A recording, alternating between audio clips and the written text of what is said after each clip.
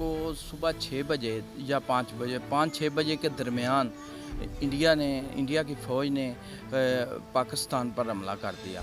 और उस हमले में इतनी शिद्दत थी कि कसूर के ये जो हमारे देहात हैं, रंगपुर में हम रिहाइश पज़ीर हैं। रंगपुर में उस वक़्त इतनी गोलाबारी शुरू हो गई कि खौफ के मारे हमारे बहुत सारे जो नौजवान लोग थे उन्होंने तो इधर से हिजरत इख्तियार कर ली, मगर हम कुछ बुज़ुर्ग लोग जो थे वो इधर ही बैठे रहे। तो मैंने भी उस वक़्त, मेरी उम्र 10-12-15 साल थी, तो खूब गोलाबारी देखी।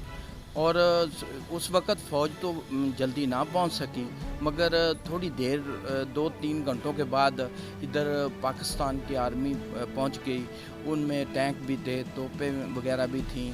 तो फिर उन्होंने इंडिया पर हमला किया, जिससे ये करीब नहर है जो पाकिस्तान का दिफा है, नहर पर उन्होंने फायरिंग जब की तो जो इंडिया की आर्मी थी वो उसको दुम दबाकर पीछे भागना पड़ा। तो फिर शाम तक पाकिस्तान आर्मी ने इतना डट कर मुकाबला किया कि उनको वापस नहीं बल्कि उनको अपना इलाका खेमकरन भी छोड़ना पड़ा, और वो छोड़कर उधर से भागे। तो फिर हमारी फ़ौज ने इधर जाने कुर्बान की, बहुत सारे जवान शहीद हुए। मेजर दोस्त मोहम्मद उसरा भी इधर खेमकरन के महाज पर शहीद हुआ। ब्रिगेडियर शामी इधर शहीद हुए।